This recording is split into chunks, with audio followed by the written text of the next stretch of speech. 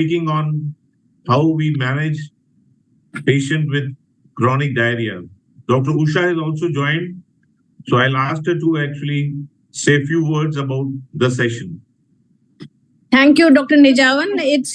We are all very fortunate to have the president of Indian Society of Gastroenterology address the gathering, and it is wonderful to connect at a global platform with the physicians of Indian origin.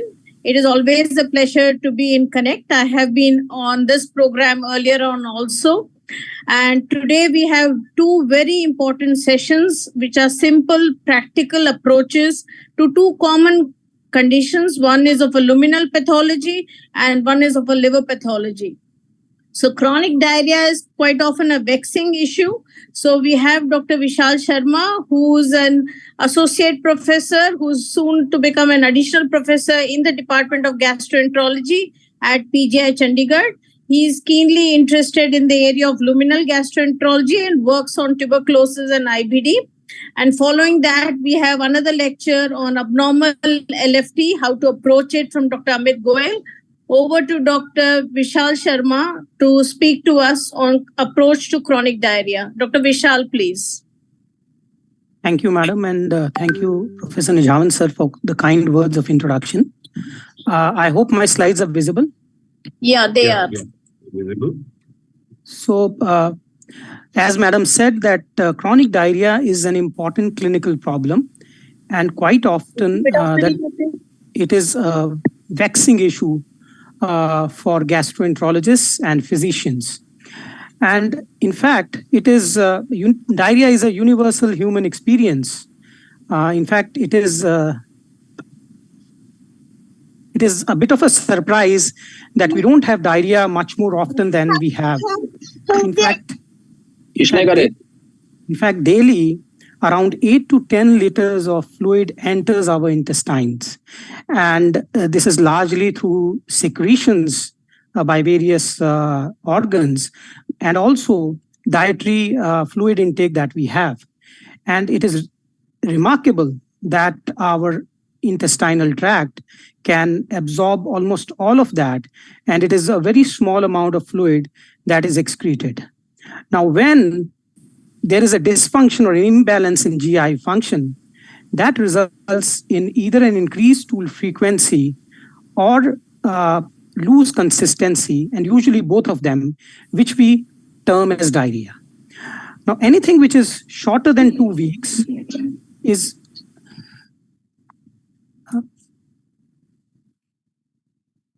usually termed as acute diarrhea.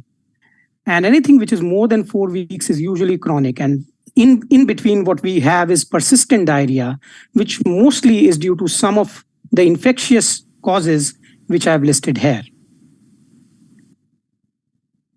Now, before one makes a diagnosis of chronic diarrhea, it is important to be sure that we are indeed dealing with diarrhea. And there could be some things which could actually mimic diarrhea. One of this is fecal incontinence, which patients are often not very willing to come out with this history, and they will call it diarrhea because of the staining of clothes. And therefore, it is important that clinicians inquire into it. There's another term known as pseudo-diarrhea, which is basically more frequent passage of stools, although there is no actual increase in volume. And there are a number of causes which have been listed as resulting in pseudo-diarrhea, one of which is hyperthyroidism. Another entity is overflow diarrhea, which actually is in elderly individuals who might have chronic constipation with fecal impaction, and there is basically an overflow because of bacterial digestion of the obstructed fecal products. And this again can easily be sorted out with a per-rectal examination. Now, once we have the diagnosis of chronic diarrhea, then I think it is important to have some clinical strategy to evaluate these patients. And usually what we have is clinical classification, which utilizes one of these pointers. So either one could classify the diarrhea on the basis of mechanism, site of origin, presence of pain, or the pattern of diarrhea. Now, if we talk about the mechanism of diarrhea, then broadly, people talk about two distinctive patterns. One is secretory and one is osmotic. In secretory, either there is an excess secretion of electrolytes and water into the lumen, which may be because of certain toxins, or there is a problem with these receptors, which results in increased fluid in the lumen. But usually because these solutes are the usual solutes like sodium and potassium, the stool osmolar gap here is low. On the other hand, in the osmotic diarrhea, which is usually because of certain unabsorbed solutes, which may be something like unabsorbed fructose, sorbitol, or even carbohydrate malabsorption, there is an osmotic load in the GI lumen, which results in increased fluid. And because the solutes here are other than the usual solutes, you have an increased osmolar gap, and we will come to it. So basically, secretory versus osmotic. In secretory, we know the etiologies could be stimulant laxatives, bile acid diarrhea, certain endocrine or functional neuroendocrine tumors, which can result in excessive secretion of water and electrolytes. And usually, this diarrhea continues even when individuals fast. On the other hand, osmotic could be due to multiple things like magnesium-containing antacids, carbohydrate malabsorption, sorbitol intake, and this draws fluid into the colon, resulting in diarrhea, and usually this abates with fasting. So as you can see, the osmotic gap, the fecal osmotic gap, which is 290 minus 2 times sodium and potassium in the stool, is actually high in the osmotic diarrheas. But practically, one can understand that usually it is a combination of these things, and there are only a very few etiologies which have either pure secretory or osmotic diarrhea. Now, coming to the next, people talk about small bowel versus large bowel diarrhea. Now, the defining feature of these two entities is actually involvement of the rectum, and involvement of the rectum in certain etiologies of diarrhea disturbs the reservoir function of the large intestine, and this results in passage of small volume of multiple stools associated with rectal symptoms of tenesmus, urgency, and frequency. Now, on the contrary, diseases which usually impact the small bowel or the right colon do not have this more frequent passage of stools, but they have much larger volume of stool, and the rectal reservoir function is actually preserved. Malnutrition or malabsorption is actually more common with small bowel diarrhea. But of course, as we understand, certain etiologies of colonic origin, like microscopic colitis, could also be similar to what is traditionally recognized as small bowel diarrhea. And therefore, people often use the term large volume diarrhea for small bowel and small volume diarrhea for large bowel diarrhea. In fact, these are often the preferred terms these days. Now, coming to pattern of diarrhea. Now, one could be what is known as fatty diarrhea, which typically is described with chronic pancreatitis, where there is maldigestion because of loss of pancreatic exocrine function. And this results in lack of absorption or lack of digestion of fat and increased fat in the stool, and therefore the stool could be oily. On the other hand, other type would be the watery diarrhea, where typically there will be a lot of voluminous stool. And in fact, here malabsorption may occur across various macronutrients. And this is typically described with endocrinopathies, and even osmotic diarrhea would typically be a watery diarrhea. Another entity is the inflammatory diarrhea. Anything that has blood or mucus and fecal leukocytes in stool examination. And often these etiologies also have underlying pain. And examples for this type of diarrhea would be inflammatory bowel disease, GI TB, ischemic colitis, colon cancer, and diverticulitis. But if we actually look, then many of these patterns overlap.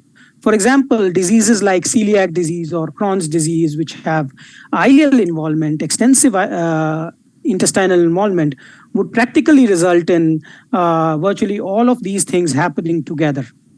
Some amount of inflammation, some amount of secretory component, and of course, malabsorption of various macronutrients, including fat. So again, there is a lot of overlap. But again, in some of the situations, one could have a specific pattern. Now, pain is not typically a common feature of chronic diarrhea, but when present, it could be helpful in pointing to the underlying etiology. And typically, epigastric pain could be part of chronic pancreatitis or Zollinger-Ellison syndrome.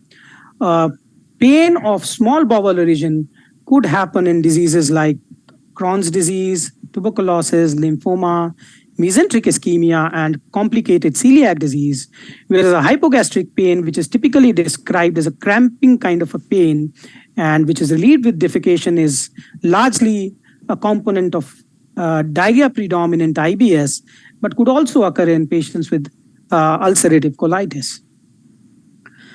Now, before we go further, I think it is important to understand how various nutrients, especially the macronutrients, are absorbed.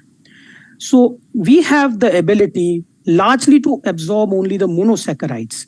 So the dietary carbohydrates, which could be in the form of mono, di, or polysaccharides, need to be digested first in the intestinal lumen through various enzymes and converted to monosaccharides, which actually enter the enterocytes and then are transported to the portal blood. On the other hand, protein absorption is again initially through digestion into smaller peptides and amino acids. And this is mediated by proteases and peptidases. Once these small peptides and amino acids are formed, our enterocytes have the ability to absorb both of these. And eventually these are converted to amino acids in the enterocytes and then transported to the portal blood. Now, the digestion of triglycerides is more complex. And in fact, the fats, typically these are digested through a combination of mechanical and enzymatic processes, which involve lipases. And then there is formation of micelles through the bile acids, because these are insoluble. And these micelles help in transportation of monotriglycerides and fatty acids into the enterocytes. Again, inside the enterocytes, triglycerides are formed and they go into to form the chylomicrons, which are absorbed into the lacteals. And one important thing is to understand that the medium chain triglycerides can actually bypass this entire process and can directly be absorbed into the blood. So they can be used when these mechanisms of digestion are somehow compromised. So if we look in the proximal intestine and the middle part of the small bowel, most of the carbohydrate, fat, and peptide absorption happens. Proximal small intestine is again an important site for absorption of iron, copper, zinc, and folate. And in fact, diseases which impact this region are associated with deficiency of these minerals. Now, ileum, distal ileum especially, has a very important role in absorption of bile acid and vitamin B12. And in fact, in terminal ileal resections, actually, these could be compromised. And these are functions which actually no other part of the bowel can take up. All of the intestine is involved in absorption of water and electrolytes. Colon usually does not have much of an absorptive function, but it does absorb electrolytes. And in situations like short bowel syndrome, it becomes a very important source of obtaining energy through the digestion of actually dietary fiber or the carbohydrates, which are actually digested into short chain fatty acids and which are absorbed and provide energy in these patients. So if we understand this, there are two important processes that happen. One is digestion, that is breakup of the digested nutrients into absorbable form, and then is the process of absorption. So the problem could happen at either of these two levels. Mild digestion is when there is an intraluminal defective hydrolysis, and malabsorption when the mucosa cannot absorb the digested products. So typically, it's not a clinical of much clinical relevance to distinguish this, except probably when we talk about fatty diarrhea. Now, fatty diarrhea could be because of problems with the pancreatic enzyme, which is in chronic pancreatitis. And then the triglycerides are not typically absorbed, and these are excreted in the stool. So the stool is bulky and usually well-formed. But let's say if this part is okay, the pancreatic enzymes are okay. And this results in formation of fatty acids that actually and if that is not absorbed through the lumen, so fatty acids, and then there are malabsorption of other nutrients through the lumen. So that results in more liquid stools, and actually fatty acids can also result in increased colonic water output, kind of a secretory diarrhea. So this is the difference largely between fat malabsorption, which is associated either with chronic pancreatitis or with mucosal diseases. So how do we approach chronic diarrhea? The first and foremost, it is important to establish the severity and the pattern of chronic diarrhea.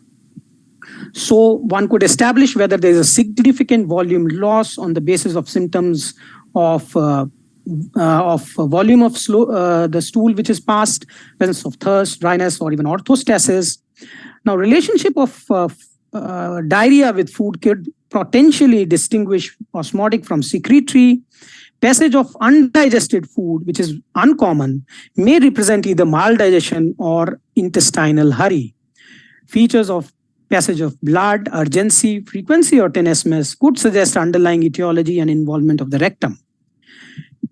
One important part of this entire conundrum is to separate the organic from the functional. Presence of a recent history of onset of diarrhea, older age, nocturnal symptoms, weight loss, blood in stools, abnormalities in blood tests, especially hemogram, and elevated fecal calprotectin would usually point to an organic cause of diarrhea. Now, there could be other clues like a recent new drug which has been started associated temporally with diarrhea. Sexual history could point to underlying immunodeficiency. Past history of surgery could suggest underlying short bowel if there have been multiple resections of the small bowel, or a bacterial overgrowth, which could be because of strictures or blind loops. Source of water eating out could potentially be associated with infective causes like giardia. And then excessive intake of sugar-containing juices, syrups, gums, etc., could suggest an osmotic diarrhea because of malabsorbed, unabsorbable entities which are present in these products. Now, coming to drug-induced diarrhea, which is often missed and not thought of, some of the drugs actually are very important causes of chronic diarrhea, and in fact, some of the drugs can cause diarrhea in more than 20% of patients, including OHAs. Certain other drugs would cause in around 10 to 20%, like antibiotics or SSRIs. And then there are some infrequent causes of drug-induced diarrhea, like olmesartan or iron preparations. So these are important to consider in every patient where we are evaluating for chronic diarrhea. Now, historically, certain features could point to malabsorption. Looking for carbohydrate malabsorption, usually because this results in formation of acids by bacterial digestion of malabsorbed carbohydrates. The features are flatulence, bloating, gaseous distension, and explosive diarrhea.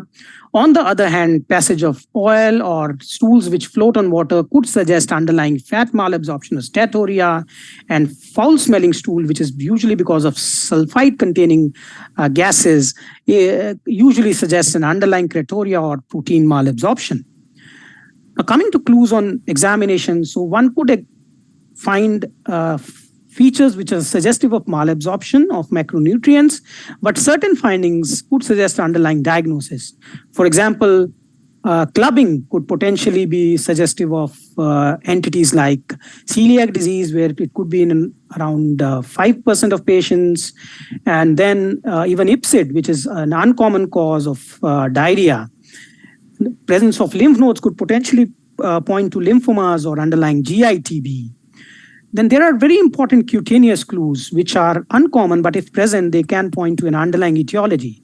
So, for example, dermographism could point to underlying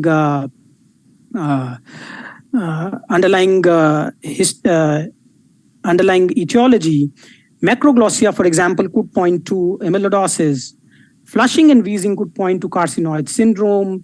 Dermatitis herpetiformis may suggest underlying gluten hypersensitivity.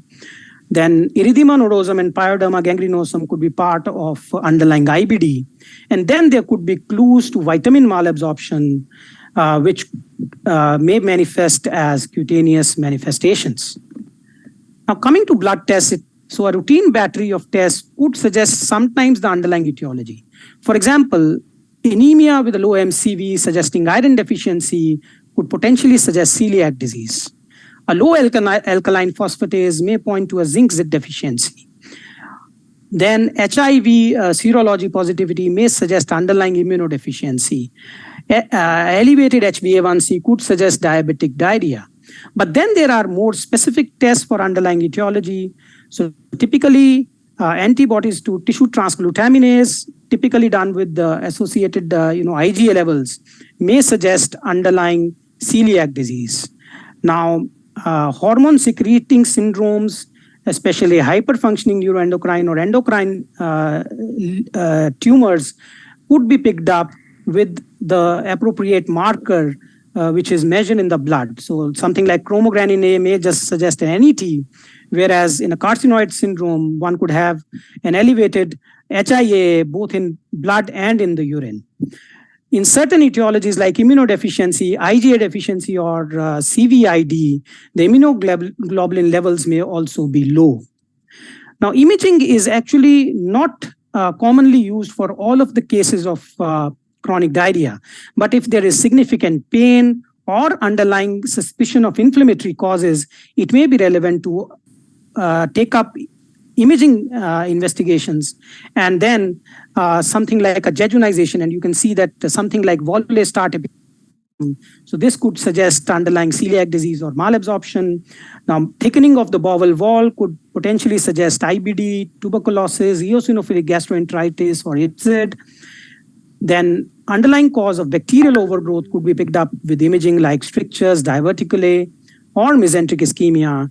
And again, imaging could help in the diagnosis of chronic pancreatitis in patients who have steatorrhea. Fecal tests are again extremely important.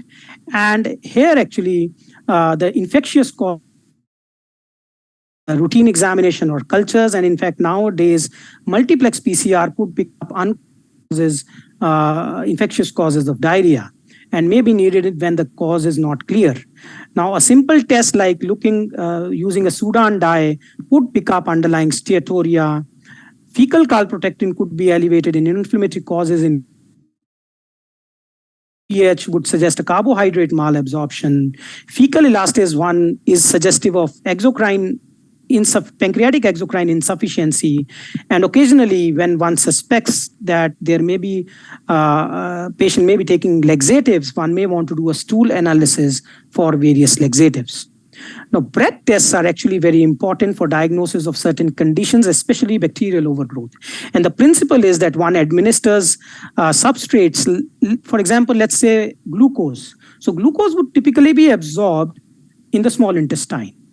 But let's say if there is a bacterial overgrowth, then rather than a normal absorption, actually the bacterial metabolism will happen, which will result in formation of acids and hydrogen. And this hydrogen can be detected in a breath test. Now, lactulose is usually used to look for orocecal transit because it is typically metabolized in the cecum. But in patients who have a bacterial overgrowth, there would be a peak of hydrogen, which will happen much earlier. And again, these tests can be used for a plethora of other conditions like lactase deficiency, fructose malabsorption. There are certain tests for even exocrine pancreatic insufficiency not available in India, and the CCAT test for bile acid diarrhea, again, not routinely available. The next step, of course, is endoscopy. In fact, which test to do first is often a very difficult question, and usually the clinical pointers suggest how to go forward. For example, if somebody has an iron deficiency with diarrhea, one would want to do an upper GI to look at the duodenum, and then one could find scalloping. You can see scalloping here, and then reduced fold height, typically described with celiac, but which could also occur with a number of other conditions like tropical sprue, giardiasis, amyloidosis, and eosinophilic gastroenteritis. The yellowish discoloration of mucosa could suggest underlying lymphangiectasia, or even Whipple's disease, which is again uncommon, or Mycobacterium avium intracellular, again in immunodeficient patients. Thickened folds could occur in conditions like eosinophilic gastroenteritis, IPSID, Crohn's disease, amyloidosis, etc. Now, histology can give us a diagnosis in some of the conditions. Will you take now? Sir, I can finish in maybe 1 minute or maybe a couple of minutes. Go ahead. Okay. Go ahead. Okay. So histology can again be conclusive in some of the situations like Whipple's disease, giardia. So in Whipple's disease, one could have foamy macrophages and PAS positive inclusions, foamy cells with AFB positivity in avium infection. Then lymphangiectasia could suggest either a primary or a secondary, which could be due to tumors or TB. Eosinophilia could suggest underlying strongyloidosis or even eosinophilic gastroenteritis, and one could also pick up parasites. Now, villus atrophy again is not very specific, but typically seen with celiac disease, tropical sprue, and again a number of other conditions. Now, since I have maybe a minute, before I go to this algorithm, I'll just show quickly a few cases. So this was a young female with diarrhea, anemia, which was iron deficiency. So we did an endoscopy. You can see scalloping and grooving. IgA TTG was actually undetectable and the IgA levels were low. So we did IgG DGP, and this was celiac disease in setting of IgA deficiency. This was another patient, similar age, recurrent episodes of diarrhea, stool examination, giardia multiple times. And you can see this kind of lesions, nodular lesions in the duodenum, and this was nodular lymphoid hyperplasia. The immunoglobulin levels were low, and this was CVID with duodenal nodular lymphoid hyperplasia. Another case, 62-year-old male with multiple comorbidities who came with recent onset diarrhea, and there had been the IgA, TTG and all were negatives. There is scalloping, and actually the patient was on olmesartan, which had been started recently, and this improved once this drug was stopped. So this is olmesartan sprue. There's another case, elderly lady came with 3 months of diarrhea and weight loss, change of taste, alopecia, and these nail changes, and you can see polyps everywhere, stomach. This is atrophy in the duodenum. You can see multiple polyps in the colon, and these were all inflammatory polyps, and this was Cronkite Canada syndrome. This is another case, 28-year-old male, treated as ulcerative colitis, no improvement even with steroids. So you can see thickened folds in the duodenum, and this is the ileocecal area, again, thickened folds, all of them showing amyloidosis, and eventually at the age of 28-year-old, at this young age, this patient had myeloma. So I come to the algorithm. Again, it is very difficult to have an algorithm for an entity as complex as chronic diarrhea, but largely you establish whether it's a chronic diarrhea with history. For persistent, you try to rule out infectious etiologies. First, an easy step could be looking at whether there are any alarm symptoms. In their absence, you diagnose DIBS or functional diarrhea. Recent intake of or new drug which have been started, one could diagnose drug-induced diarrhea. One looks for malabsorption using clinical clues as well as various tests. And if it is present, then you try to determine the etiology also. And again, what is the first test to do is usually suggested by the underlying clinical manifestations. For example, if it's iron deficiency, one would want to start off by excluding celiac disease. If there is a history of surgery, one would want to exclude bacterial overgrowth or a short bowel syndrome. If there is pain and bloody diarrhea, usually inflammatory causes, and one might want to go ahead with a colonoscopy. And if there is a suggested history, one may want to rule out HIV and opportunistic infections. If it is unclear, then it often demands an extensive workup and looking up for uncommon causes. Thank you for your attention. Thank you, Dr. Vishal, for a masterly lecture on a very complex condition and quite often a vexing problem, as I suggested earlier. Just to reiterate for our audience, the commonest causes, if I say, for diarrhea, which we should exclude before we move on to others, is celiac disease, which is very simple to exclude. Secondly is inflammatory bowel disease, Crohn's as well as ulcerative colitis, where calprotectin can help us.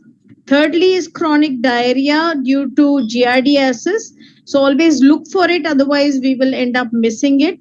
And as Dr. Vishal suggested, drug history is important to exclude drug-induced diarrhea. Irritable bowel syndrome anyway remains always in the back burner in these situations. And pancreatic insufficiency, small bowel bacterial overgrowth, and lactose malabsorption, unless we look for it, we will not find it. So a careful history, a systematic examination, and a systematic approach to investigation will often give us the clue as to which way to proceed forward. And we have a few questions. I think we'll take quickly 4-5 questions. We can have questions at the end because there is another talk. So okay, we can do that.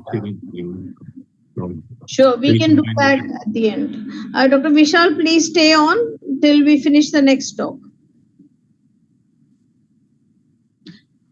With this, it is my pleasure to invite Dr. Ashish Goyal from CMC Vellore, who will be delivering a lecture on approach to abnormal liver function test. It is such a common thing sitting in the OPD to find, and we have Dr. Ashish Goyal to deliver this lecture on a very important problem. Over to Dr. Ashish, please.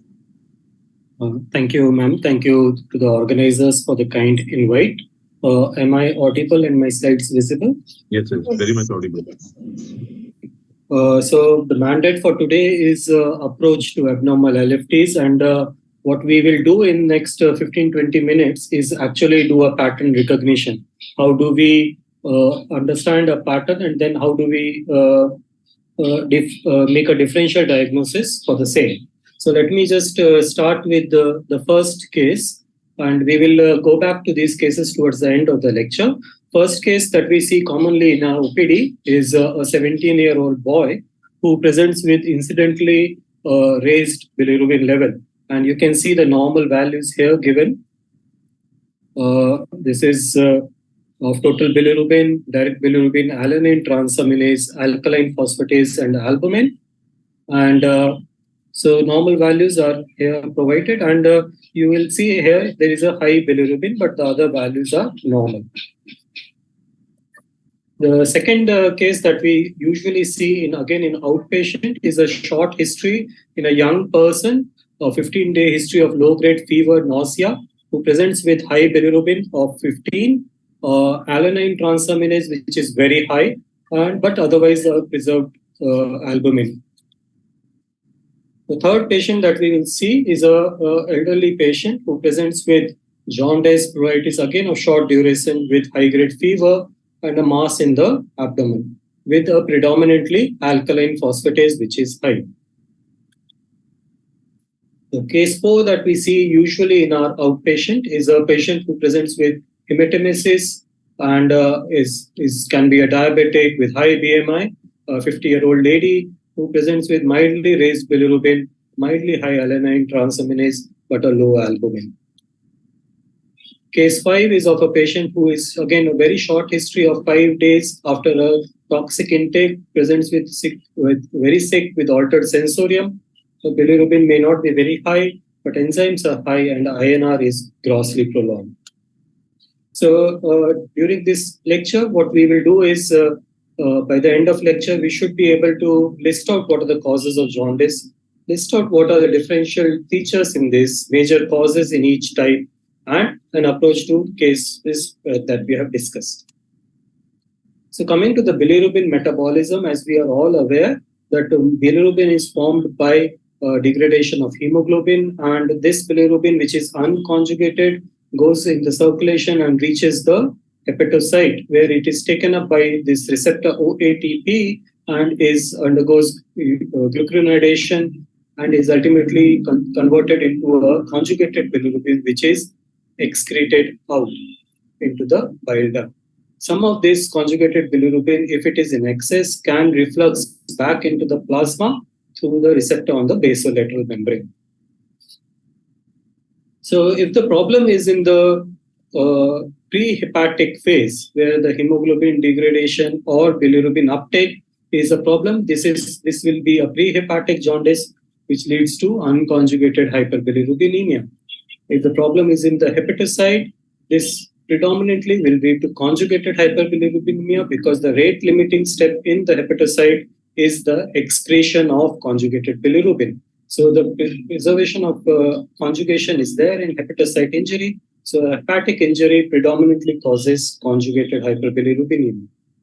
Again, in the post-hepatic cause like bile duct obstruction, there is a buildup of conjugated bilirubin inside the hepatocytes, which refluxes out and therefore leads to conjugated hyperbilirubinemia. So bilirubin, we know, is measured by a Diazo-Vandenberg reaction, which is a colorimetric reaction, and a direct fraction is equivalent to conjugated fraction, whereas the indirect bilirubin is what is known as unconjugated hyperbilirubinemia. So to come to the classification of jaundice can be classified into three major types. I think one is isolated disorders of bilirubin metabolism that we have described. It could be because of liver disease, where the hepatocyte injury is there, or it could be because of the bile duct obstruction. As far as liver disease is concerned, again, as per pattern recognition, we can recognize a predominantly hepatocellular pattern or a predominantly cholestatic pattern. And I'll come to it in further slides. So coming to isolated disorders of bilirubin metabolism, these disorders of bilirubin metabolism just results in high bilirubin levels, but a normal liver function otherwise. So your enzymes like alanine transaminase, aspartate transaminase, synthetic function like serum albumin, alkaline phosphatase, prothrombin time, all of them are normal. Now, jaundice then can be in the isolated bilirubin metabolism disorders, can be either predominantly unconjugated, where more than 80% is indirect. This could be because of increased production of bilirubin, which is usually seen in hemolysis, decreased uptake, which can be seen in drugs like rifampicin, which affects the OATP receptor. It could be more commonly seen with defective conjugation. And this is very commonly what we see with Gilbert syndrome, which is indirect hyperbilirubinemia with normal otherwise liver function test. If there is a conjugated hyperbilirubinemia, which is more than 50% is direct, it is more likely a rare syndromes like Dubin-Johnson-Rota syndrome, which is defective excretion of conjugated bilirubin. Now, coming to the more common causes of liver disease and bile duct obstruction, and I'll deal with more or less both of them together. This is how we interpret the LFT. So if there is alanine transaminase or aspartate transaminase which is high, this indicates injury to hepatocytes. Aspartate transaminase is a more non-specific enzyme, can be present in muscles and myocardium as well, but alanine transaminase is more hepatocyte-specific enzyme. So an increase is indicating hepatocyte injury.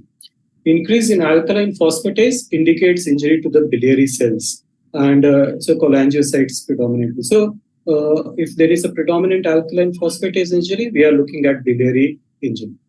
Whereas albumin decrease or prothrombin time increase indicates synthetic dysfunction of the liver. These are the proteins which are produced from the liver and they have a half-life, so it indicates synthetic dysfunction and a more chronic injury in the hepatocytes. So coming to the pattern recognition in the liver disease, predominantly hepatocellular or predominantly cholestatic.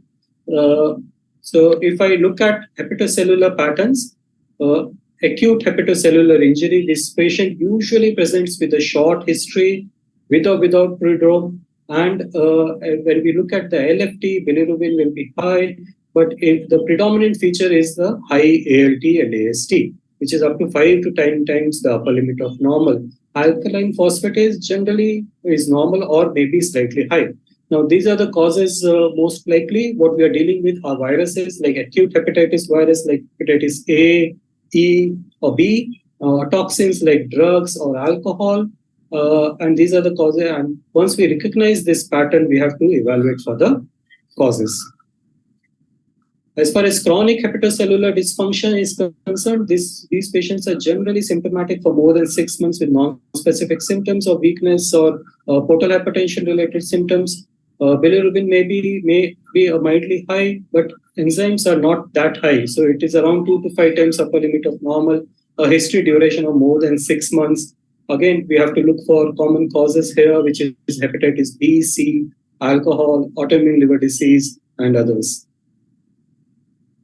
So these are the common causes for acute hepatocellular dysfunction, and you can see hepatitis A, E, and B, drugs like antituberculous drugs for us, complementary and alternate medications, again toxins. For us, it is rodenticide, but it could be any toxin locally prevalent, and we have to look for systemic mimics like malaria and leptospira in these patients.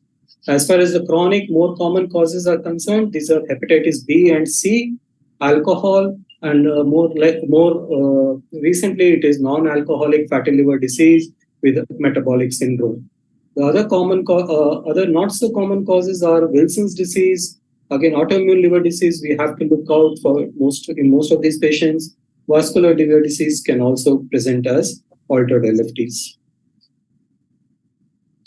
The other pattern that sometimes is seen in our patient is a patient who is presenting with systemic symptoms, say low-grade fever, weight loss, chronic cough, has a predominant raised alkaline phosphatase. And when we do an imaging, there is normal bile ducts. This is a pattern which we then say it is maybe suggestive of granulomatous liver disorders or infiltrative liver disorders like tuberculosis, sarcoidosis, or hematological malignancies. If the patient is presenting with significant pruritus and clay-colored stools, this is a pattern, and with very high alkaline phosphatase, this is a pattern of cholestatic liver injury, and here we have to look for causes with predominant cholestasis like drugs and primary biliary cholangitis. As far as bile duct obstruction is concerned, again, we'll move on to the bile duct obstruction. This can be both. The obstruction can be intraluminal, it could be in the wall, or it could be because of the extrinsic compression. Idea is to recognize a pattern of bile duct obstruction and then look for causes of this. Ultrasound or a further imaging should be able to clarify what is the cause of bile duct obstruction. Now, type of bilirubin doesn't differentiate the site of jaundice here, because both hepatic and post-hepatic or obstructive jaundice, both of them have conjugated hyperbilirubinemia. But what will help you differentiate is history taking. And we have pointers like a prodromal illness in patients with hepatocellular jaundice. If the patient has associated pruritus, you're looking at cholestatic liver disease. Either it could be because of the bile duct obstruction or the infiltrative liver disease. If there is suggesting toxins like rodenticide intake, we are looking at hepatocellular jaundice here. Some of the history pointers like biliary colic, high-grade fever suggesting cholangitis or prior biliary surgery, all point out towards the possible bile duct obstruction. On physical examination, anything to suggest portal hypertension like ascites, splenomegaly, or any chronic liver disease, stigmata like spinal angioma, all this suggests hepatocellular disease, whereas the presence of high-grade fever, abdominal mass, or a scar which suggests biliary surgery suggests a possible bile duct obstruction.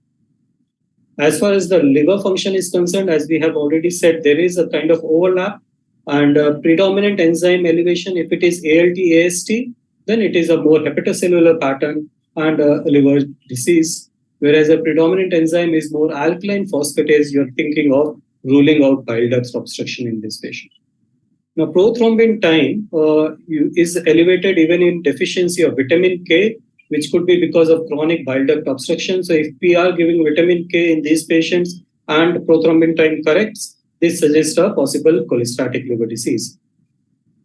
The further tests to be done once we recognize a pattern, and this may give you a clue. So if you have hepatitis B, C, or A and E, one of these tests positive, then you're looking at liver disease. Whereas if the ultrasound shows dilated bile ducts, you're looking at bile duct obstruction. So after the history and physical examination, and once we have your LFTs, we will have a general understanding whether we are dealing with isolated disorders of bilirubin metabolism or we are dealing with bile duct obstruction. If we are dealing with bile duct obstruction, we are going into imaging route where we are doing ultrasound to start with, and if needed, a CT scan or an MRI scan, and then according to the cause, we intervene on the management issue. If we do not have a bile duct obstruction, then we have to look for underlying hepatocellular disease. So if there is ultrasound showing bile ducts, we will go ahead and do an ERCP or other management as per the cause. But if there is no bile duct dilatation, but still you are highly suspicious of biliary obstruction, we will go ahead and do a further imaging, which is like MRCP or endoscopic ultrasound.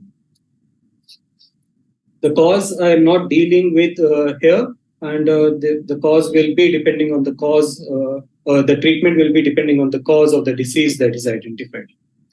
Now I'm going to deal in the next 5-7 minutes about the cases that we had discussed. Now, this is the first case we had brought up, which is a 17-year-old boy, who was found to have raised bilirubin incidentally. Now, what we have looked at is this person has normal alanine transaminases, normal alkaline phosphatase, and normal albumin. So the only problem here is raised bilirubin, which is then putting us into a category of isolated disorder of bilirubin metabolism. This is, again, when we look at the pattern, this is predominantly indirect hyperbilirubinemia. So what we are looking at is either hemolysis or more likely Gilbert syndrome here, because the person is asymptomatic, but we have to rule out hemolysis. The second patient is a young patient who presents with a short history of jaundice with a low-grade fever and nausea, suggesting prodrome. And when we look at the LFT, the predominant pattern here is alanine transaminase, which is more than 10 times the upper limit of normal, and alkaline phosphatase, which is not very high, which is almost on the upper limit of normal range. We have got direct hyperbilirubinemia here, so conjugated hyperbilirubinemia. So this suggests that possibly hepatocellular jaundice. A low-grade fever and a short history suggests acute viral hepatitis-like illness. So we have to look for acute hepatocellular injury here and look for viral causes like hepatitis A, E, or hepatitis B. Case 3 was a elderly guy who presented with a short history of jaundice again.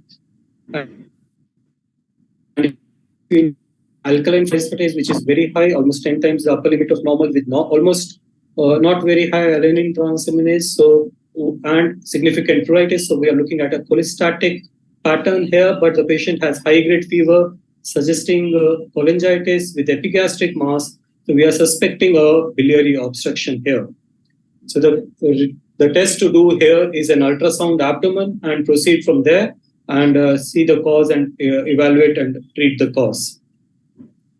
The case 4 is a patient who presents with hematemesis, and if you look at the patterns here, this hematemesis suggests possibility of varices and portal hypertension, and there is a mild hyperbilirubinemia with a mild alanine transaminase high and a low albumin. This all suggests a chronic hepatitis dysfunction and a possibility of cirrhosis, and as a patient is diabetic with a high BMI in a 50-year-old person, most likely what we are dealing with is chronic hepatocellular dysfunction and cirrhosis secondary to fatty liver or NAFLD disease. A young girl who presents with 5 days after intake of rodenticide and altered sensorium, and if you look at the pattern here, altered sensorium suggests presence of encephalopathy and high bilirubin with very high alanine transaminase, and a very high prothrombin time. All this suggests presence of encephalopathy and severe coagulopathy, suggests acute liver failure, and in the history it suggests a rodenticide or toxic related acute liver failure. So to summarize here, the liver function is basically a pattern recognition, but we have to rely on our history-taking skills, physical examination, and very relevant investigations to assess the cause of liver dysfunction. We have to eliminate one by one various causes and to then evaluate for specific causes and treatment accordingly. Thank you. Thank you, Dr. Ashish, for a splendid lecture on an approach to abnormal liver function test. As you all noticed that he kept on using a word pattern. And it is this pattern identification which is very important in interpreting liver function tests.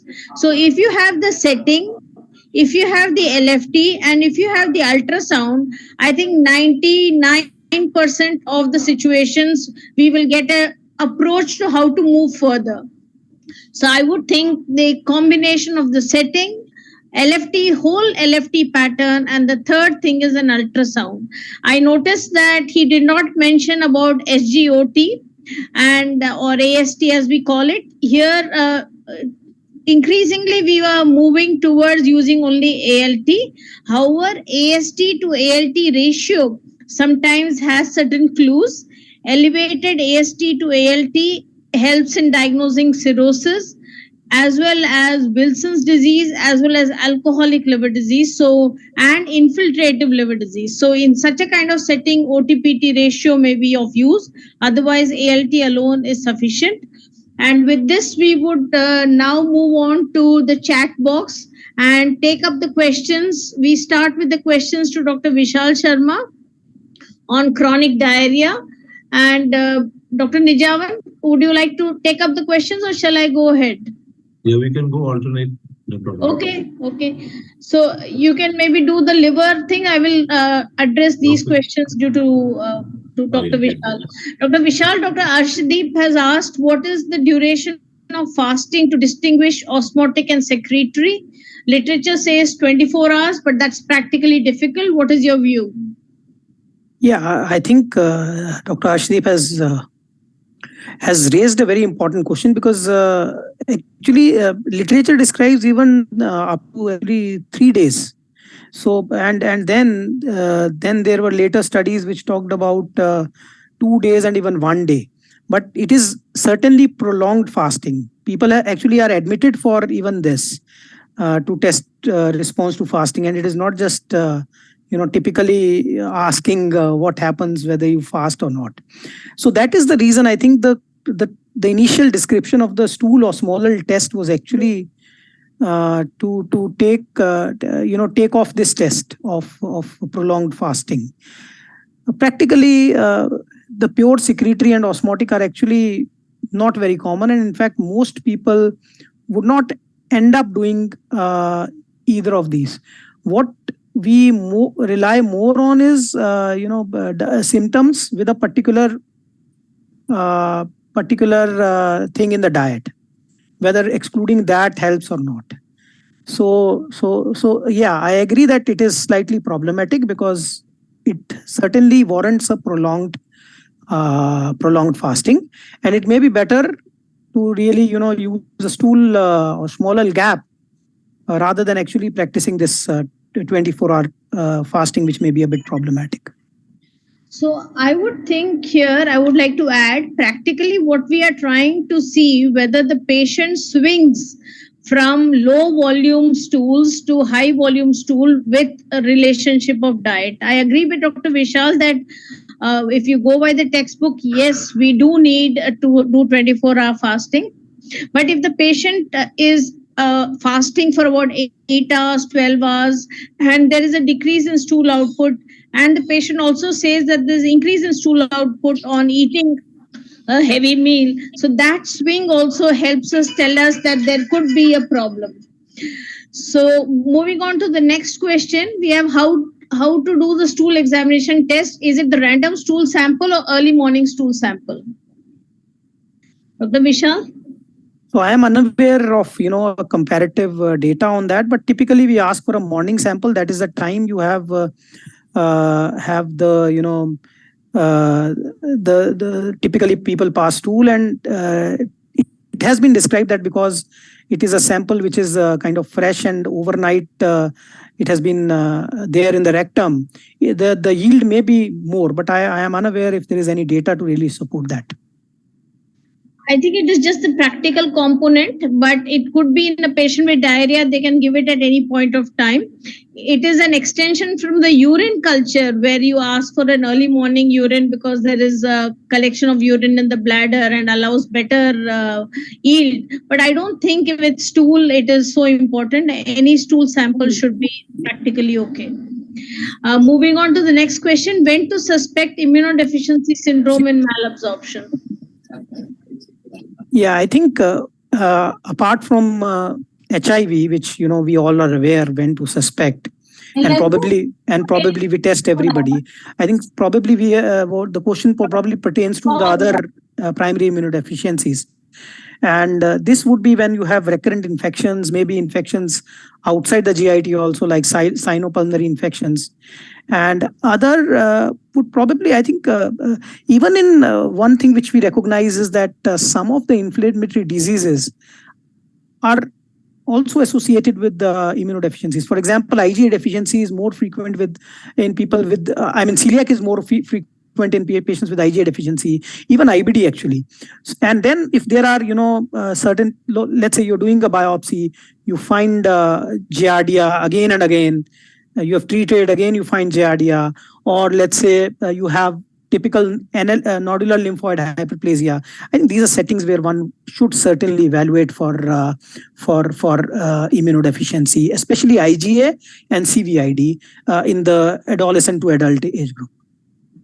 So just to add to that, if you don't suspect, you will never find. So anybody in which there's persistent diarrhea, there's repeated giardiasis, always have your index of suspicion high so that you can pick it up. You have to do an immunoglobulin profile to pick it up. So there's a question from Dr. Shivani. At what point is imaging advised? Dr. Vishal?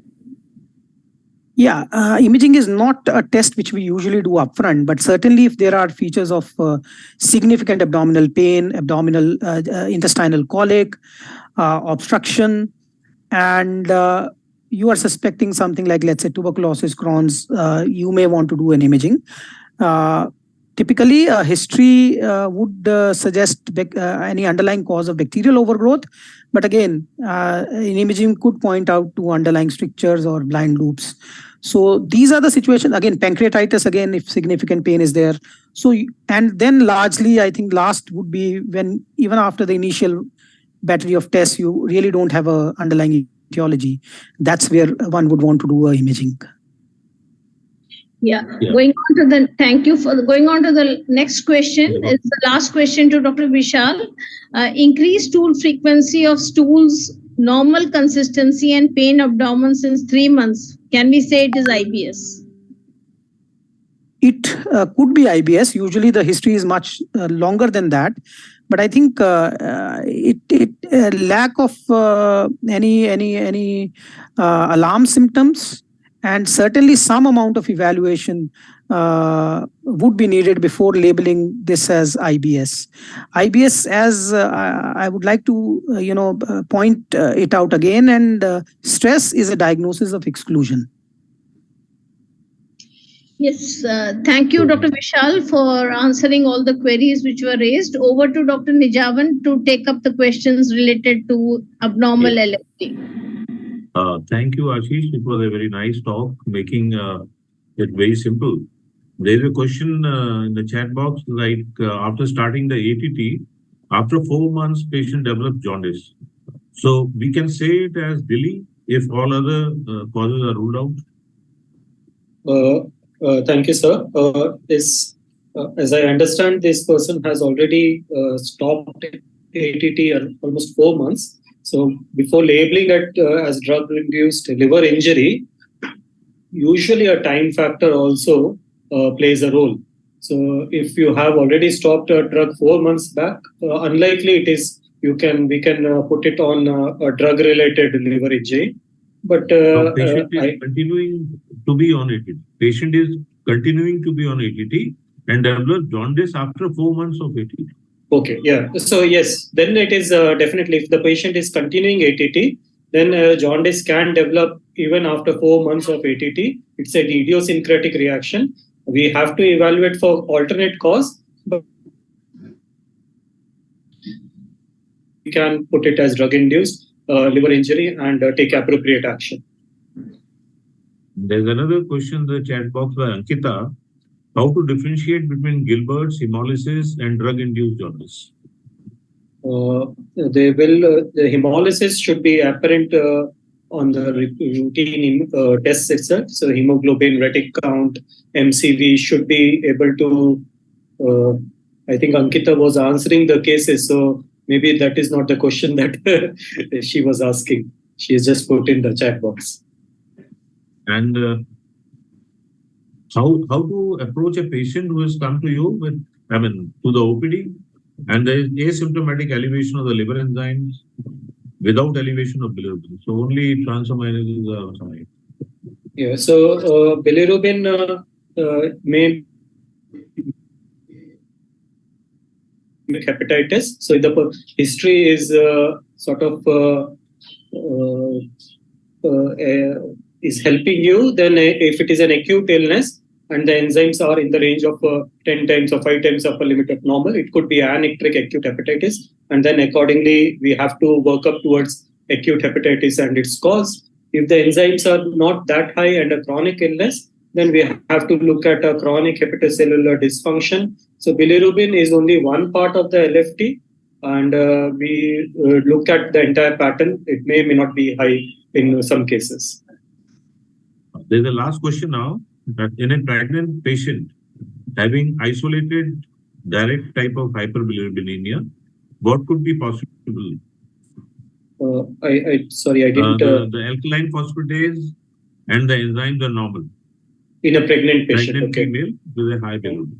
So pregnancy doesn't affect the interpretation of LFTs to a large extent. The alkaline phosphatase may be high in third trimester of pregnancy, but otherwise the interpretation remains the same. If there is direct hyperbilirubinemia and it is isolated, then you have to go down the isolated direct hyperbilirubinemia as I discussed and evaluate for cause. Thank you, Ashish. Now I hand over to Dr. Sushil Jain for the final remarks. Thank you, Dr. Sandeep. It was a great presentation. Both the presentations were great. And the question and answer session were very good because that shows the interest of all the participants in the topics.